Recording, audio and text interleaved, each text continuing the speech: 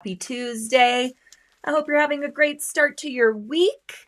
We are in the middle of National Quilting Month, and I'm happy to report that our Free Motion for Beginners course is now up and ready for viewing at sewingonline.sulky.com. Today is the day where all of the videos have dropped. They are ready for viewing. All of the patterns are ready. All of the quilting templates are ready for you. So if you have signed up for Free Motion Quilting for Beginners, today is the day that you can check it out. If you have signed up or registered, you would have gotten an email this morning letting you know that everything was ready for viewing, giving you a link to head right on over there and start watching the videos when it's convenient for you. Since it is not a live class, you can watch it at any time. There are something like 11 videos, I want to say, 9 videos. There are a lot of videos. So we don't really anticipate that many of you will sit down and do the entire session all at once, but certainly if you have blocked out the day for free motion quilting, then by all means, go for it. If not, the session is broken up into certain sections where there are natural stopping points.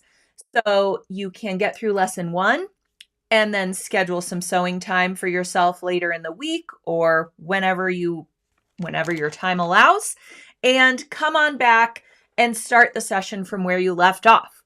So as you're working your way through the session, be sure to click on complete after you have completed a lesson. That way the platform knows where you left off so that when you do come back, you can pick up right there and continue on with the session. Of course, you can access any of the previous lessons, videos, etc. at any time as well. So it's a completely self-led quilting session, and it never expires. You have access to that information, those videos, the quilting templates, the pattern, all of that good stuff for as long as you have your account at sewingonline.sulky.com. So it's a really, really excellent resource. I know every time I go to drop the feed dogs on my sewing machine, I kind of like to do a little bit of review every single time because I'm just not an expert. Let's face it. I guess I would sort of call myself an expert in the respect that I've done it a lot, right? But it's really something where I don't feel like I've perfected it. I don't feel super confident dropping the feed dogs and just going crazy and moving the fabric all around. I like to have what I consider to be little cheats here and there, and we do share those cheats with you during the sewing session as well. I guess it's not really cheating, but there's a lot of different design transfer methods, so you don't have to just be in your head free motion quilting. You can transfer these excellent quilting templates to your quilts, and you're still sewing free motion style, you're just following lines. So I guess that's not really considered cheating. Let's give ourselves a little bit more credit than that. So let me know if you have registered for the session, if you've logged in this morning to check it out yet. I would love to hear your feedback so far. And on every lesson page throughout the session, there's also a comment section. So if you have a question or a comment on that particular lesson, you can write it right on the bottom of that lesson page, and we get pinged so we know what you're saying. If you need an answer to your question, we are right there for you. And it's a really great place to post your feedback as well, because we, after all, make these sessions for all of you, and we want to make sure that we're hitting the mark and that you're learning something new. All right, Betsy says, I want to practice free motion. All right, well, be sure to sign up for our Free Motion for Beginners quilting session, because Eric Drexler really is the master or a master of free motion quilting and free motion embroidery. And he takes you through the first, maybe 5 lessons or 6 lessons with some different free motion quilting techniques. He talks about how to sit at the machine, your posture, how to hold your hands, and how to set up the machine for success as well. And you'll learn a lot from Eric. Then I come on in the end of the session with an extensive lesson for how to create a very simple, small scale quilty wall hanging that actually also features this cute little macrame trim on it. We will create this simple sampler quilt so that you can take what you've learned from Eric and apply it to something that you get to display in your home. And it has these beautiful Tula Pink and Anna Maria Horner fabrics by Free Spirit Fabrics. And they're a joy to work with. Very high quality, nice fabrics. And you can choose from meander stitches, stippling stitches, circles and bubbles, wandering leaves. You can choose from all different kinds of threads as well, because in our kit for this session, you get 6 different spools of thread to experiment with.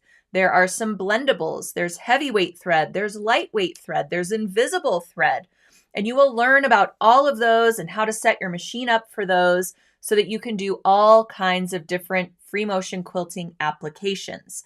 Also, there is some 50 weight cotton in there that we use to construct the wall hangings, so it's great for piecing. And we also talk about using that for quilting as well when you want your quilting to kind of blend in to the background. But when you want your quilting to really pop off of the surface, then you go to a little bit heavier weight thread. Also included in the kit, as I mentioned, are those great fabrics. The batting that you need for the wall hanging is also included, and the really cool macrame cording, as well as some natural looking beads. So you can add that nice little element to the lower edge of the wall hanging, or you can leave that off and use this as a really pretty spring table topper. Also in the kit, you will get some sheets of sticky Fabrisolvi. That's one of the transfer methods that Eric goes over during the session. So if you want to print your quilting templates onto sticky Fabrisolvi and then just wash them away after your stitching is complete, then you don't have any other messy marking methods to deal with after your quilt is all done. You'll also get 3 packs of needles so that as you're working your way through using these different thread weights, you have the right needles on hand. And this kit is at an insane special price right now.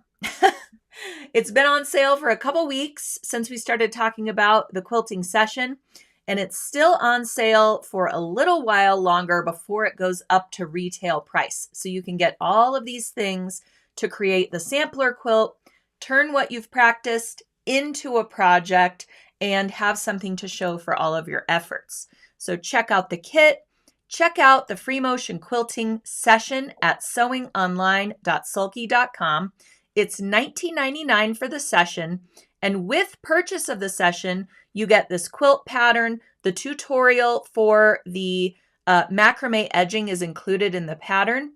You also get all the videos, all the quilting templates, all of the ancillary information within the session is yours to keep forever. No expiration date. You can access these videos at any time, watch, rewatch, pause them, whatever you need to do to get through your free motion quilting session. All right, so Kathy says, a great kit for those like me who love purple. I love purple as well. And it's a really pretty fabric print with these echinacea florals on it. And it's a little bit difficult to see, but I quilted along all of the flower petals using Sulky hollow shimmer thread, which is also included in the kit. Let me see if I can get a little bit. There we go. Now you can see that hollow shimmer thread. It's actually still kind of connected to the needle in this picture, so it's a little bit blurry because I've blown it up super large for you, but I outlined every single one of those petals in the hollow shimmer metallic. And Eric goes through at detail how to work with hollow shimmer metallic because it's a flat thread. It's a ribbon-like thread. It's not a round thread that easily glides in the needle eye while you're sewing. So there's some machine modifications you need to do, and a couple of tips from expert Eric Drexler are going to help you sew this thread with ease. And I wouldn't say that lightly, because there are a lot of fabric or flower petals and I got through all of them, and it actually kind of becomes a little bit addictive. You know, you get one done and your confidence starts building, you do a couple more, and then I was kind of searching over the quilt, like, where are the other flowers? Did I miss any? Because it becomes really fun and kind of an addictive meditative process. So once you have it down, that's also a good way to practice, is repeating, the same quilting technique for all of those flowers. Gives you great practice, helps you really get the hang of your stitch length and the speed in which you are sewing and moving that fabric under the presser foot. So at any rate, you can choose to do that or choose to do a different quilting technique. Then in the solid portions of the wall hanging, I chose to do a sort of medium meander stitch using our 12 weight blendables thread, really thick thread. That's actually the thread that we recommend for hand embroidery, because one strand equals 2 strands of traditional embroidery floss. But here we're using it in our machine to have quilting that really pops out. I mean, this is quite a ways behind me, and you can see all of those meandering stitches. Now, if you're a little bit nervous about showing off your meandering stitches, you can use Sulky Invisible thread. Do some really cool bubble effects, do some stippling in, the center block or around in the solid areas of the quilt top. So the choice is yours for quilting, but I do give you recommendations for what I did. And then, of course, you can choose any free motion quilting technique that you liked, or do a combination of all of them on the sampler quilt. So you'll learn tons during this free motion quilting session. And as I mentioned, there's no more waiting. Everything is available for viewing. So if you register now, you can start watching everything today or whenever time allows. All right. Everyone's saying hello. Good to see you. Hello from Florida. Hello from Kansas. Make sure you are saying hello, commenting, giving me your questions in the comments in the live chat, because I have a great giveaway for one lucky viewer who is doing those things today. That's all you need to do to be eligible to win today's gift from Sulky, which is a 1 yard pack of Sulky Perfect Applique Fusible Web.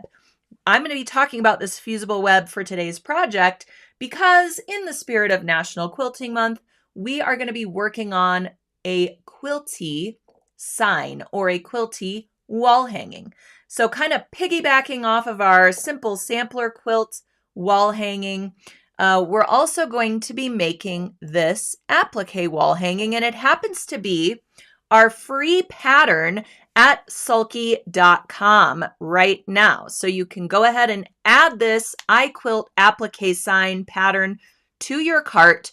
Go through the checkout process. It will say $0. Once you've completed the checkout, it will go into your Sulky account as a PDF. Then you can access it from your Sulky account, bring it up onto your screen, or print it if you prefer. And there's actually a ton of applique templates that go with this free pattern. So you can create a sign that reads, I quilt. You can create a sign that says, love to quilt, LUV, the number 2 quilt. It's kind of like a license plate sign, right? So whatever you might think of for a crafty, quilty inspired license plate, you can kind of create that for your wall hanging. You can say, Quilter for life or something like this. Now, there isn't the entire alphabet of applique letters included with this pattern, but you can create a bunch of quilty phrases and some, inspiration or some ideas for quilty phrases to use are in the beginning of the pattern as well. But at the end of the pattern, you'll find all those templates. So depending on what you want to say on your quilty wall hanging, you will print out the templates of your choice and kind of arrange them on the quilt top. You could also go rogue and put your last name, put a totally different phrase on your wall hanging. Just keep in mind, however long it is how long your wall hanging is going to be. All right, you can also scale this way down if you would like to make a smaller sort of sign for your door, to your sewing space, or your front door, or something like this. So keep in mind, you don't have to use the included templates, but if you are creating your own, you will want to print out each letter, block style letter, on an 8.5 by 11 sheet of paper. Each one of these templates, with the exception of the I, because as you can see on the I quilt phrase, there's a lowercase I and an uppercase I. Those share one printed page on the PDF. But with the exception of the I, each letter is inside of an 8.5 by 11 inch sheet of paper. So that gives you a little bit of scale to think about when you are creating your own wall hanging. Now, of course, if you want to size this differently, you can print out the letters in the size of your choice. But go ahead and choose a blocky, large scale font so that when we're creating the appliques, we have a lot of, fabric area to work with so that it's impactful. You can read it from a little bit far away. And each letter will be its own applique. All right. So first things first, the Perfect Applique. Let me tell you a little bit about this fusible web, because in my humble opinion, it really is the best, lightest weight, strongest fusible web for fabric applique, especially for a quilt. Because with a quilt, we want it to be nice and soft. We want our appliques to retain the hand of the fabric. We don't want this stiff, bulletproof applique on our nice, cozy, comfy quilt. So Perfect Applique is really the answer to that. It is so lightweight, I almost can't see it after I have applied it to my applique fabric. Sometimes I have to put it under a light source and really feel it to make sure that the Perfect Applique is on there after I've removed the paper backing. That is how lightweight it is. And what's great about it too is you can do these layered appliques. There's a lot of patterns out there with these layered applique scenes, things like that. You can create these layered appliques without that bulletproof feeling as well. So it's a really, really nice, lightweight, fusible web that's also very strong, that is going to stay with your project even if you decide to throw it in the washing machine. So really great for raw edge applique as well, and even applique in the hoop. Even when I'm doing applique in the hoop, I like to add a fusible web because it kind of seals those edges, right? You're going to cut out your appliques after applying the fusible web, and it kind of helps your fabric from fraying too much when you are washing it, wearing it, all of those good things. So great product, and one of you will be the lucky winner of a 1 yard pack of Sulky Perfect Applique Fusible Web just by liking us on Facebook, subscribing to our YouTube channel. Those are really the only ways I can contact you if you're the winner. So make sure you do that first, and then like the post, share it out, give me those great emojis, somehow engage with the post today, and that's all you have to do to be eligible to win the Perfect Applique Fusible Web. All right, we're also going to be using a stabilizer for the wall hanging as well. And I'm going to be using Soft and Sheer Extra. Soft and Sheer is a permanent stabilizer that's also really lightweight.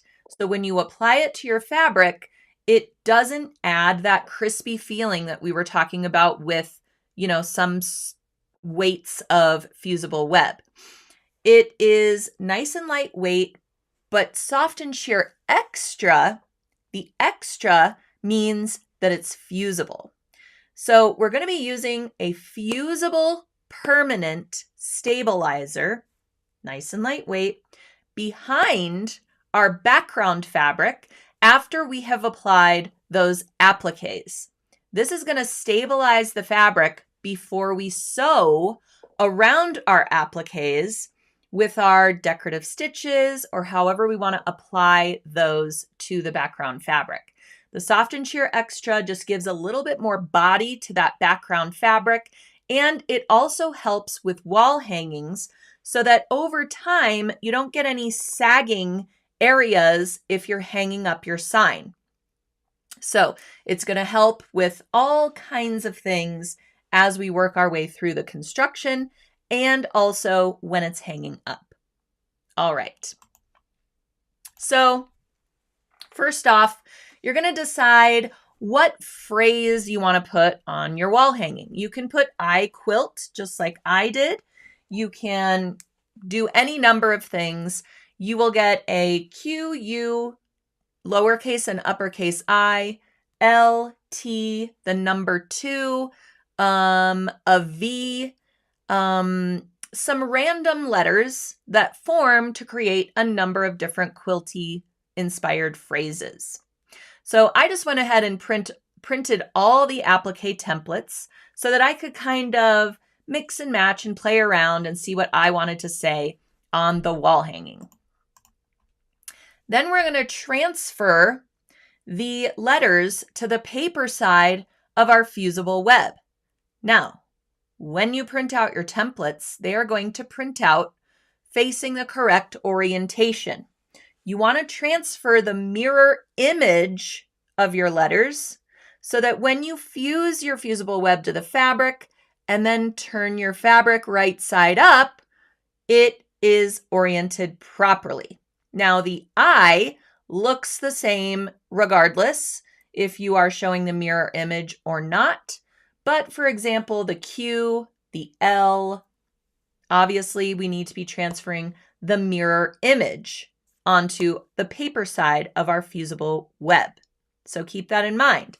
Now, the line weight of the applique pieces, as you can see, it's a very thick line weight. So when you print it out and you turn it over, you can definitely see the lines so that you can transfer the mirror image really easily. If you're using your own font that you just print out in Microsoft Word or something like this, then keep in mind if you're using a really thin line weight, if you can flip your letters to print out the mirror image, that might be easier for you. Or you can flip your page around after printing and use a light box to transfer your appliques to the paper side of the fusible web. We have some really great light boxes at sulky.com. I happen to have one and I've shown it here before, but it's so amazing. I'm just going to show it to you again. I actually used it yesterday for another quick and easy Easter project that I'm going to be sharing with you in a couple days. But this is my light box. It's called a wafer thin light box. We have them in 2 sizes at sulky.com. If you have a birthday coming up, or let's say everybody's asking you what you want for Mother's Day already, even though that generally only happens about 2 days before Mother's Day, but I digress. Tell everybody that you know that you want one of these light boxes. You will be amazed at how many different ways you can use it for appliques, for design transfers, even just as a secondary light source, quite honestly. Look how thin this is. These are not the light boxes we used to have to use, even 10 years ago. They were these giant tabletop things, right? So this is so lightweight. I can, throw it across the room if I wanted to, but we won't be doing that. It has some nice secure feet on it as well, so it's nice and sturdy on your tabletop. It has ruler markings, inches and centimeters along the sides, helping you line up quilt blocks and things. We also have some cutting mats that are specifically made for these light boxes in the correct sizes for the small and large. They fit right over the top and you can see through them once the light is on, so you can put your cutting mat down and turn your light box on and use your rotary cutter on it as well, as long as you have that cutting mat, which I also have mine handy as well.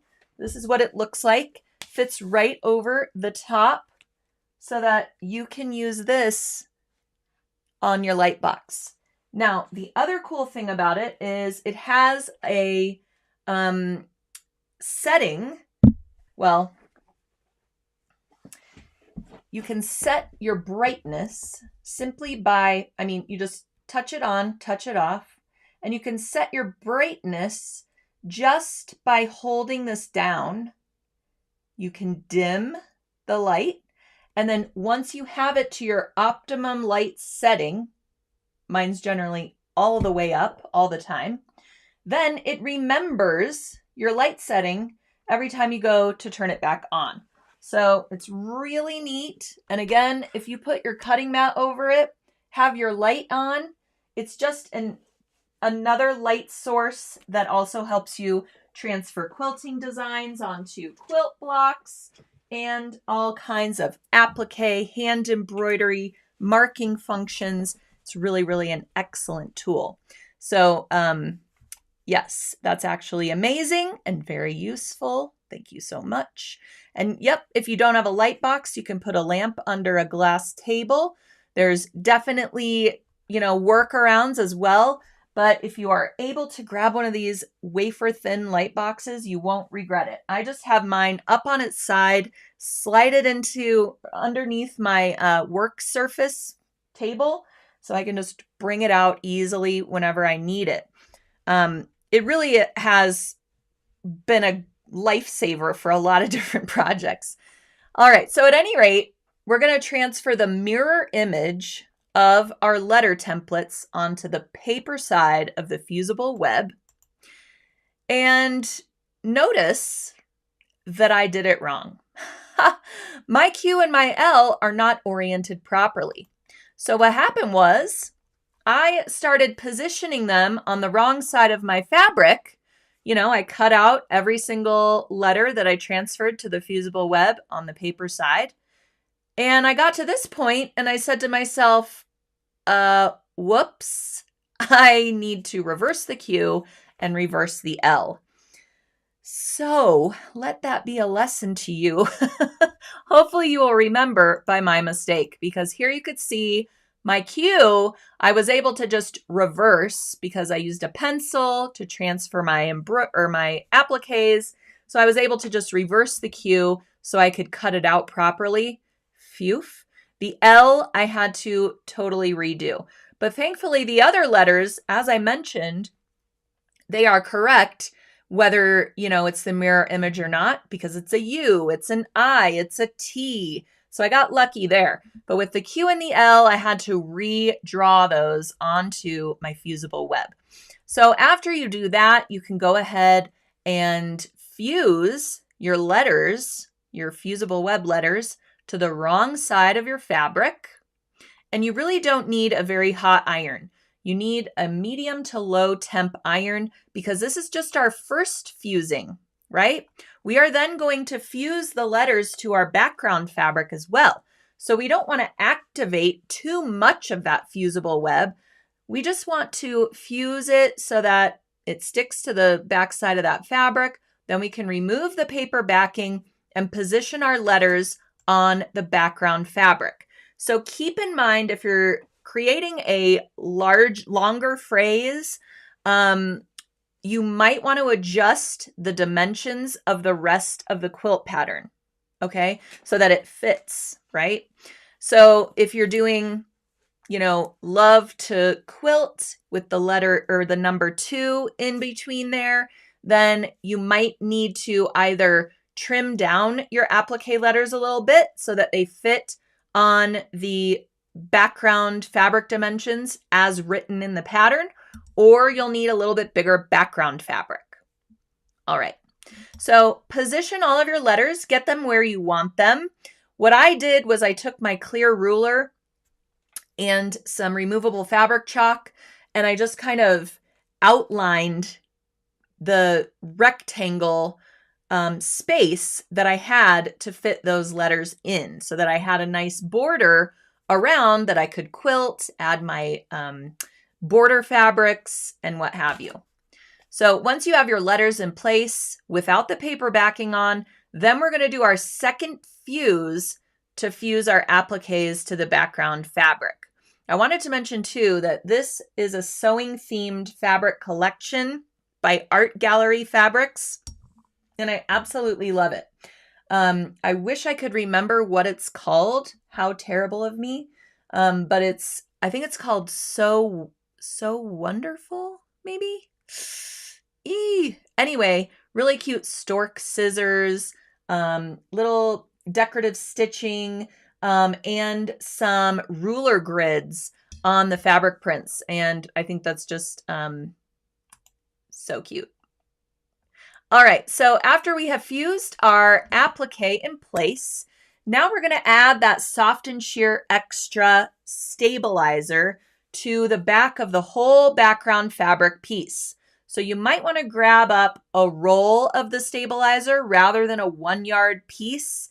You can get away with using the 1 yard piece, but you're going to have to kind of piece it together. And especially for a wall hanging, I like the piece of stabilizer to span the entire, length without being pieced or any of that. I just don't want any show through if I don't happen to abut the pieces properly when I'm fusing it. So keep that in mind as well. So you'll take your Soft and Sheer Extra, put it bumpy side facing the wrong side of your backing fabric, and fuse that in place. Again, do not use a very hot iron. We've already got Fusible on the other side, so keep that in mind as well. And when you're fusing, you really want to take care to use your iron in an up and down motion rather than sliding it across the Fusible. Sliding it across could cause that Fusible to shift, and we don't want that. You want your Fusible to just stay in place until it's fused and then keep moving across the entire background fabric.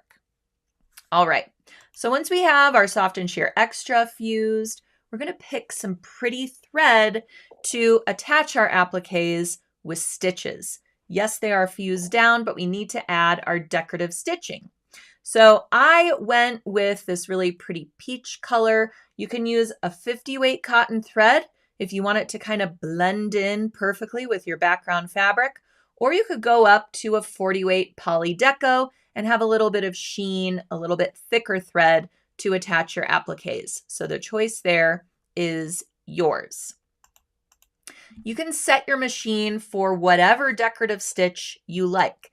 I just highly recommend that you do some test stitching on just some scrap fabric so that you can kind of get the hang of where and how your needle is going to move while it creates that stitch.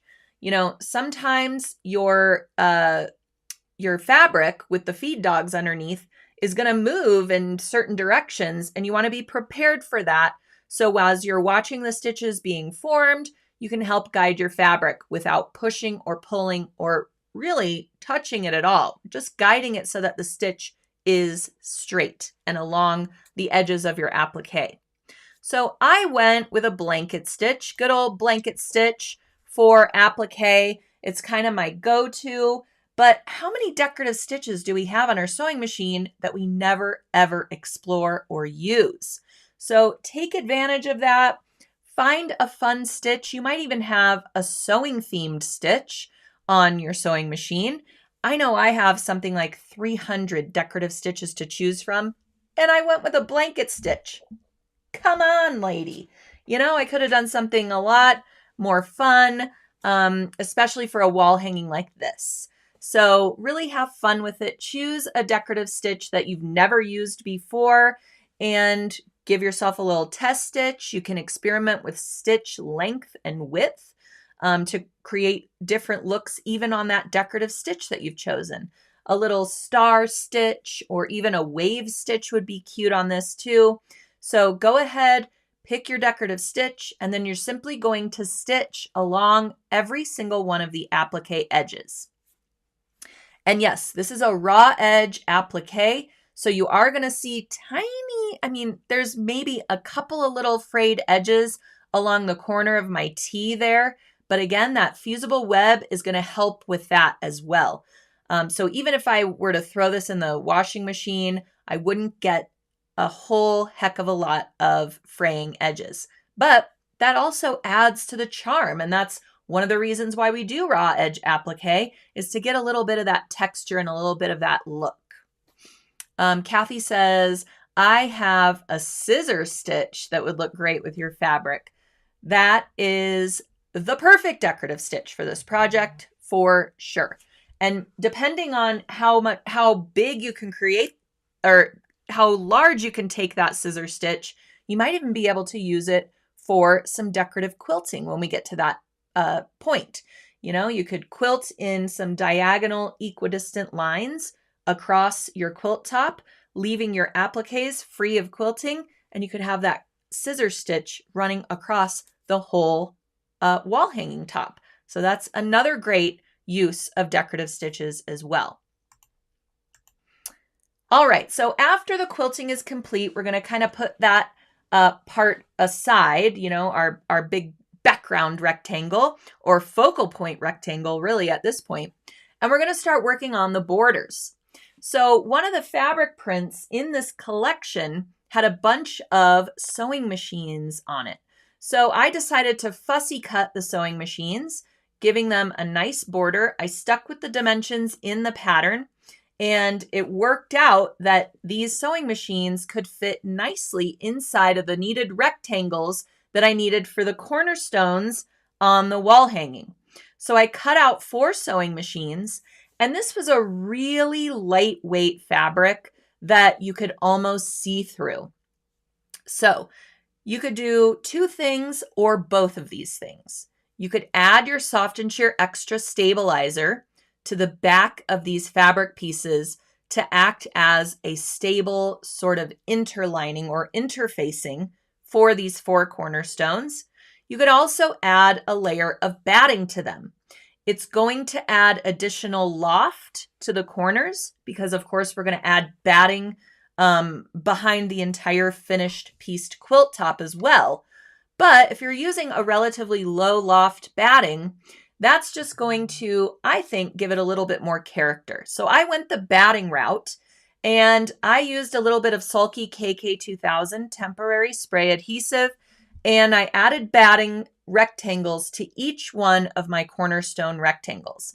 Now you can't see through them, and it gives them a little bit more loft along the corners of the quilt. So we're going to sew 2 cornerstones to one of our side border pieces, and that's going to create the side borders for our wall hanging. All right. After sewing the top border edge and the lower border edge, we're going to add those side borders. So you really want to make sure that you're matching up your cornerstone points with the point of your iQuilt background piece.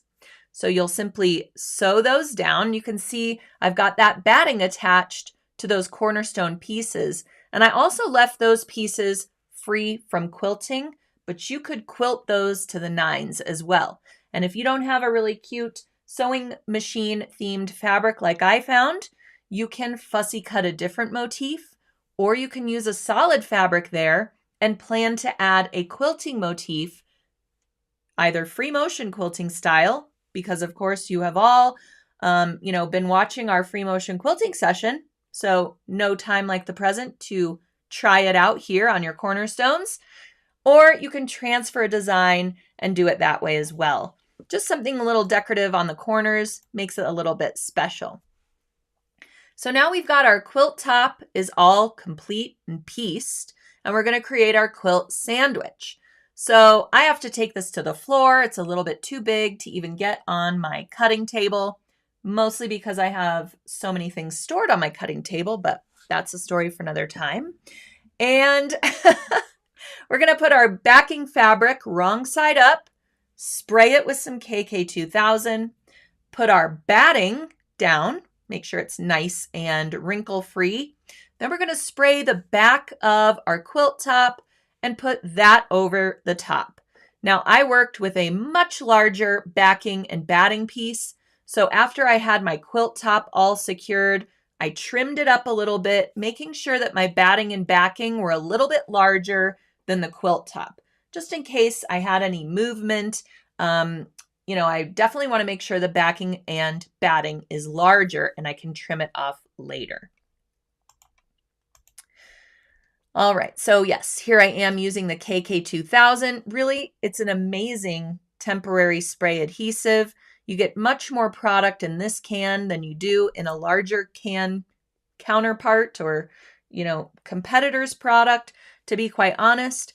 It has less air in it and more product than those other larger cans.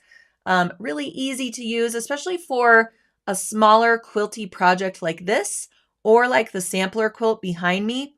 You don't have to use any pins if you're going to get through all of your quilting in like one block of time. Now, if it's going to take you multiple days to get through your quilting, you can do a couple of things to make sure that your KK2000 stays with your fabric, because it's an air-soluble product. So after about 48 to 72 hours, the product's just going to dissipate into the air. So what you want to do if you're not going to get to the quilting all at once, you can roll up your applique quilted sign and stick it in a sealable plastic bag. And that's going to make sure that it doesn't dissipate into the air. So then when you get to your quilting, you can take it out, unroll it, and start sewing. You can also just be prepared to respray it.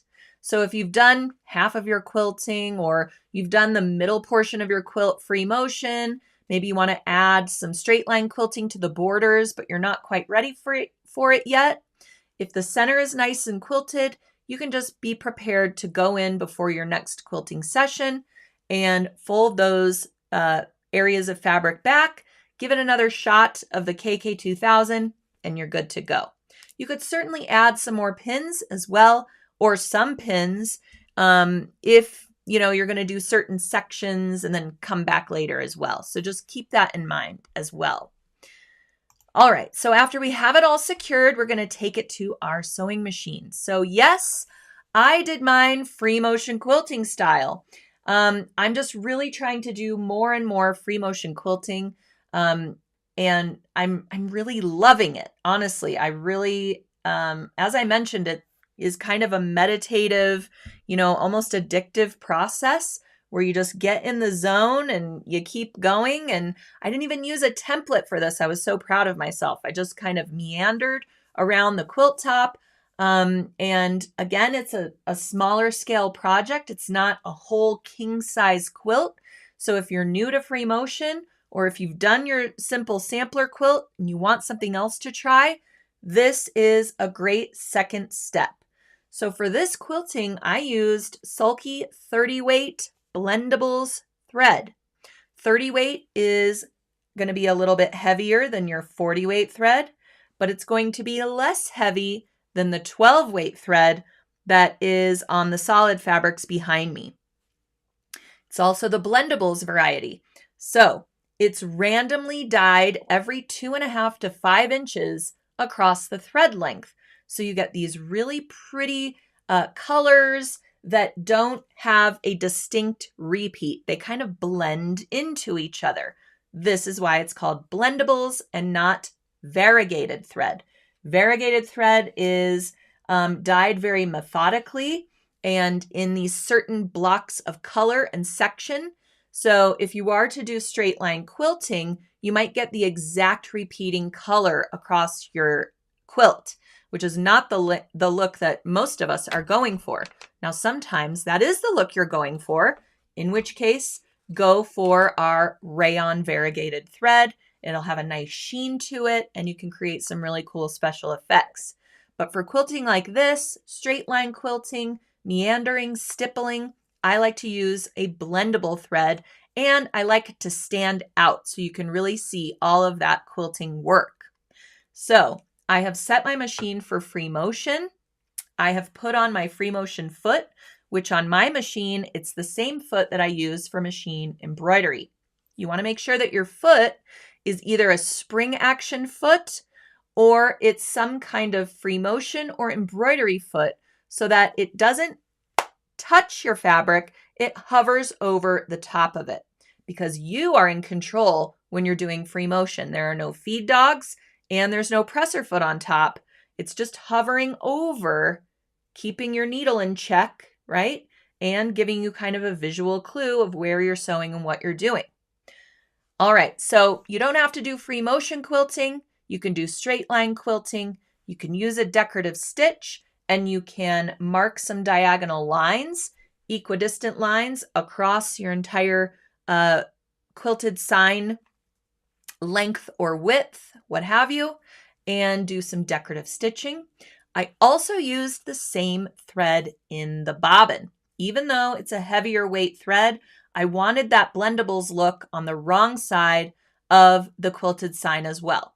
But if you are going to be hanging it up and that back side is never going to see the light of day, you could go with a lighter weight thread like a 50 weight cotton that we used to secure the appliques, or even a 60 weight bobbin thread would work with this thread as well. All right. So here we are just with some more quilting. I used the same thread on those border pieces that I did on the background piece. I left the appliques and the cornerstones free from quilting so that the fussy cut corners with the sewing machine is the star.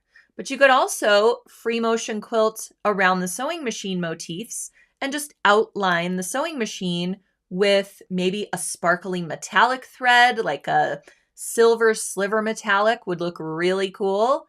Why didn't I think of that? I might have to go back and add that, even though mine is bound and done, because that's a really cool idea. You could also add some little hand stitching elements to your cornerstones or your appliques, as much or as little quilting as you like. All right, so here's my finished, or at least my quilted wall hanging. So now we've got to go in and trim it up. So we're just going to take our sharp rotary cutter and trim away our backing and batting so that everything is the same, you know, all lined up. Now, depending on the quilting that you added, you might want to do a finish stitch around the perimeter just to secure all the edges and corners so that when you go to add your binding, everything is acting as one. And, you know, depending on, again, the quilting that you've done, you don't want little edges of your quilt or especially those corners to kind of poke up. It's just nice to keep them nice and flat. I've even serge finished the edge of some quilts, especially if I'm using a little bit loftier batting, because that serger stitch just kind of compresses the edge of your quilt. And when you go to bind it, it's super easy. You don't have to contend with all that loft unless you want the loft in there and you want the loft to extend all the way into your binding. So just keep all of these things in mind. There's so many different options, so many different styles of quilting, and everybody has their own preference. All right. So also for this wall hanging, I added some little pocket corners so that I could insert a dowel or even a really skinny curtain rod into the wall hanging. That's going to help it hang nice and straight along with the help of that stabilizer as well. So depending on how you're using your sign or your wall hanging, you might also want to add some little fabric corners. It's very easy to do. You will just cut a square of fabric, fold it in half on the diagonal, and then place each triangle along each upper edge of your quilt top. So here I have placed it, added some quilting clips, and then I'm just going to baste it in place along each of the upper edge corners. So there I have it basted in place. And then when I go to add the binding is going to secure all those edges at the same time that it secures the edges of the quilt. So now I have just some different options for hanging it. You know, putting a thumbtack in a quilt is never really what I want to be doing. So adding a dowel or a small, really skinny curtain rod now is much easier with these little corner pocket flaps. All right. So then all we need to do is add the binding of our choice. So I just chose a coordinating print with this fantastic art gallery fabric line, made my own 2¼ inch wide binding, folded it in half lengthwise, and applied it to the quilt. And there you have it. It's a really cute conversation piece above your crafty space, or you can use it as a sign. Maybe you even have a little quilting business on the side or a big quilting business that you run, and this would be a really great sign out front. It also makes a really cute gift. As I mentioned, you can resize these applique templates, maybe go down 50%, and make a smaller wall hanging and just adjust your background and cornerstone and border fabrics, because it's a really simple method of constructing this. It's really just a matter of, you know, making these rectangles the size that you need them to be. If you have a different size fussy cut motif that you want to add for your cornerstones, just measure it and make your borders so that they fit the motif size. So you can change this up in a million different ways, do lots of quilting or a little quilting, use what you are learning in the Free Motion for Beginners quilting session and apply it to this project as well. And you will have even more practice under your belt for taking on more and more quilty projects with your machine instead of sending it out to a long armor or letting it sit in a pile because you're not getting to the quilting quite yet. Speaking from my own experience there. All right, so Sue says, I love the idea of serging the edges. Thank you, yes. A great project for me to begin my free motion quilting journey. The pockets are a good idea. Thank you. Ooh, Nancy has a great idea. She says this would be a cute bench pillow. Adorable. Love it. So create the quilt top, add a backing, flip, turn it, stuff it. Great idea. That's also what I love about a wall hanging is even the one behind me you could turn into a pillow. And you're just learning this quilty method. I also, you know, even when I'm making a pillow, think about quilting it. So what you can do is put your quilt top, add a piece of low loft batting, and then instead of a backing fabric, you could use muslin if you wanted to as a background fabric, but you can also use Sulky Soft and Sheer Stabilizer and treat it like the backing fabric for your quilt sandwich. Then you can quilt through all of those layers and you still have a quilty pillow, right? Just add your backing fabric or your pillow back, sew it, whether it's envelope style or the turn and stuff sew shut method. You can add a zipper if you want to the lower edge. All different ways of making quilty pillows, but don't forget to add that quilting to it, even if you are making it into a pillow. All right, great idea. Bench pillow, love that. For maybe your, if you have a front porch and you've got, you know, a cute little front porch bench, that would be so cute on there. And you can change it up with your favorite fabrics, decorative stitches, quilting style, all of that. So for all of you who have put your comments in the chat, liked our Facebook page, subscribed to our YouTube channel, all you have to do is one of those things or all of those things to win a pack of Sulky Perfect Applique Fusible Web. You can use it for today's project or myriad other things. I use it all the time. You can also cut strips of it and secure hems with it and all sorts of things. Closing openings when you don't want to hand sew them shut. you name it. You will love working with this stuff. So one lucky viewer will be chosen in the next couple of days to win our little gifty from Sulky. And yes, that does deserve a round of applause. Thank you. Thank you for mentioning. All right, lots of people saying, I love KK2000. I love your blendables thread. All these great things. KK2000 is a big improvement over quilting pins. I definitely agree. Karen could really use a light box. Winky face. Get you one, Karen. You will love it. I so loved this tutorial. Great. Thank you so much. All right. And don't forget, as you're working your way through our free motion quilting for beginners session over at sewingonline.sulky.com, let us know what you think. Drop a line in the comment box on each lesson page if you have a question, and we would love to hear your thoughts as you work your way through this project and all of those great tutorials. All right. Be sure to join me next week for another So What, because it's going to be a very, very special So What. We do have something to launch next Tuesday, and you're not going to want to miss it. So mark your calendars, because you will be the first to hear about it here on So What next Tuesday at 12 p.m. Eastern Time. That's right.